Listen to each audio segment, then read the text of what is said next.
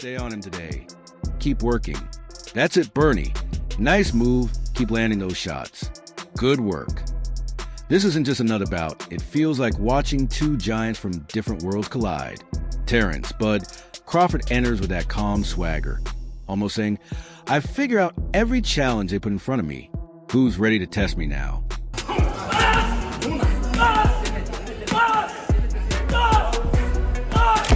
Canelo Alvarez will take any punch from Crawford, but I don't think Crawford will take any punches from Canelo.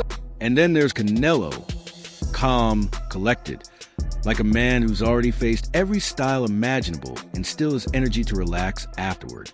Honestly, it feels like we're about to witness the hidden codes of boxing go head-to-head. I don't have to have enough power to hurt him. I just got to beat him. That's it.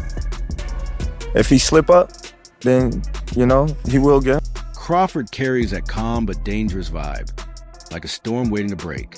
Meanwhile, Canelo stands there built solid, the kind of presence that makes heavy bags look like sparring toys. If self-belief could throw punches, this press conference would have already gone into overtime. Let's be real. Crawford stepping in with the same attitude as a kid on the playground saying, I don't care who's up next. I'm holding this court all day. That's the energy he's radiating, and you've got to respect it. How do you plan on dealing with this? I'm being in this sport like so many years. I've had so many good fights in my career, and I had the experience to adapt myself to these kind of fighters. I fight everybody out there, every style, and I'm gonna do my job and put all my experience, all my talent there, and that's it. Then you glance at Canelo. 67 fights in, he's shared the ring with every type of opponent, from slick technicians to powerhouse brawlers. And he's still stacking wins like bills on a due date. Crawford's 41 bouts are impressive, no doubt. But next to Canelo's track record is like showing up with a brand new notebook, while Canelo's already got shelves full of binders marked up and color-coded. And those tiny, split-second choices in the ring, that's where experience pays its dividends. Canelo's been there, done that, and found the answers. Cool.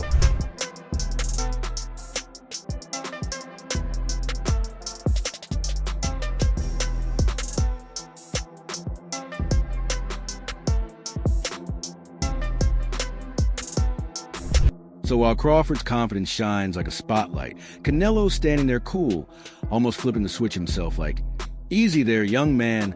I've already written this chapter. And here's where it gets interesting. Jaron Boots, Ennis linking up with Canelo in training. That's like a hungry young lion stepping into the jungle with a seasoned king who's been feasting at the top for years. Training alongside Canelo isn't some casual visit. It's a masterclass. You're talking world-class ring IQ, perfect footwork, clever feints, and those crushing body shots that feel like slow-motion car wrecks. For Ennis, that kind of education is priceless. Steel sharpens steel. And who's sharper than a man who shared the ring with Mayweather, GGG, and Kovalev? If Boots is soaking it all in, that Canelo seasoning could take him from simply dangerous to flat-out terrifying. More towards Canelo, because like I said before, he been putting big guys out and down, and Canelo not even really a 68 pounder. He probably really should be at 60, maybe, and he been hurting these guys.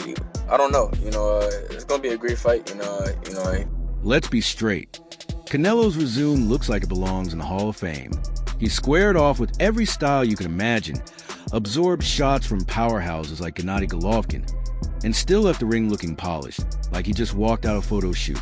That kind of wear and tear sharpens instincts in ways you simply can't fake. Now, Crawford been dominant too. He's dismantled opponents with precision, no question about it. But the level of challenges hasn't quite mirrored what Canelo's had to figure out. It's like Crawford's been playing steady games of chess at the park, while Canelo's been in high-speed matches against grandmasters, the kind who'll flip the board at you when they lose. Even though you see a small fighter, when you look in his eyes, do you see a fighter that could possibly beat you? No, never. So, Never. So he will never beat you? He's like obviously he's a special fighter. He's a good fighter, but that's why they are good weight classes, right? And believe me, when the heat turns up, that kind of experience is exactly what separates a prime steak from fast food nuggets. That's where Andy Ruiz steps in, keeping it real and breaking it down the way only someone who's lived it can. At 168, Canelo is basically a walking brick wall, except that wall hits back with laser accuracy. Pressure, head movement, counters. That's his whole blueprint on the flip side. Crawford's got that smooth, confident style, gliding around the ring like his footwork's running on Wi-Fi. But Andy called it perfectly. We don't know how he's going to move. I don't know if he's going to be that fast. I don't know if he's going to be able to handle his pressure, because Canelo's really good at pressuring, coming forward, slipping, countering. This is Crawford's first real test at 168, and nobody knows if he's coming in blazing fast or moving like he just finished a heavy meal. And don't forget, Ruiz reminded everyone that nobody believed in him before he shocked Joshua, so we can't count it out either. This matchup feels like a roll of the dice. Canelo's knockout power versus Crawford's chest-like movement. Truthfully, it's hard to tell if we're about to see a highlight reel finish or a 12-round tactical battle. Ruiz put it plain. Canelo's relentless pressure and pinpoint counters are the hidden weapon Crawford may not be ready for. And honestly, he's got a point. Canelo, it's crazy because he could win by a knockout, and Crawford could probably win by moving around and making the fight a little difficult for Canelo. But like I said, anything could happen. Because once Canelo starts pressing forward, slipping shots like he's in a rush to get home, things can turn rough in a hurry. Ruiz even dropped that classic Tyson line. Everyone's got a plan until they get hit. But at the same time, Andy reminded us not to write Bud off just because this is his debut at 168. Nobody believed Ruiz could upset Joshua, and we all saw how that story ended. So the real question is, does Canelo impose his will and break through a knockout, or does Crawford rewrite the script and glide his way into a career-defining night? I think the pressure and the countering that he does, he's really slick inside that ring. Everybody has a plan until they get in there, until they get hit, like Mike Tyson would always say. But like I said, just when it looked like Andy Ruiz had broken all down, Lamont Roach Sr. jumped in with his own perspective, almost like he had the backstage pass. He explained that Canelo's camp runs like a mix of military training and a science lab, discipline, ring IQ, defense, and pressure all fine-tuned to perfection. He made it clear. Canelo isn't just about raw power and size. His technical skill set stands right there alongside Crawford's. And that's exactly what makes this matchup so intriguing. Roach also pointed out that even though some folks claim Canelo is slipping on their pound-for-pound list, don't get it twisted. He still has a full arsenal, ready to pull out whatever tool the fight demands. I'm saying, if anybody can upset somebody, it's Terence Crawford. A lot of people won't line up with that on paper, but it's two great fighters, man. I'm just looking for a great fight. When Roach's cousin's fighter got in the ring to spar Canelo, the review came back short and clear. He's a bad man. In other words, you better bring more than the basics if you expect to hang in there. What really stood out, though, was Roach Sr. pointing out that Crawford isn't the type to just run laps around the ring. He'll plant his feet, trade shots, and prove he can meet fire with fire. That's where the real gamble comes in. If Crawford loses even a fraction of the speed at 168, those sharp instincts will get tested fast by a man who's been polishing his craft ever since that Mayweather lesson years ago. So this isn't just about size versus skill.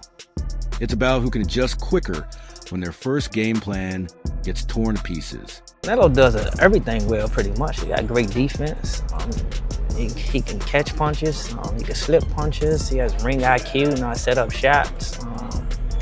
Damn sure. And honestly, after hearing those inside camp details, this fight feels less like just another matchup and more like a date with history. Roach Sr. even mentioned that Canelo trains like a beast, zeroed in on every detail, which means Crawford isn't just taking on a champion. He's stepping into a system designed to break opponents down. When sparring partners come out of camp saying, yeah, he's built different, that tells you everything. Crawford is walking into the lion's den armed only with his confidence and that flawless record as his shield. I want to see how Crawford performs at that weight. Is it going to slow him down? His reflexes going to be as quick. You know what I'm saying? Crawford like to fight too. That's the thing too. Crawford he ain't going to do a whole lot of running. And that's exactly why this Canelo versus Crawford clash feels bigger than a regular fight. It's about legacy, pride, and two styles colliding in a way that could shift the whole boxing landscape. So I've got to ask, who are you rolling with? Let me know your predictions down in the comments. And if you're feeling the breakdown, Make sure to hit that like button, share it with your fellow fight fans, and subscribe for more raw boxing talk.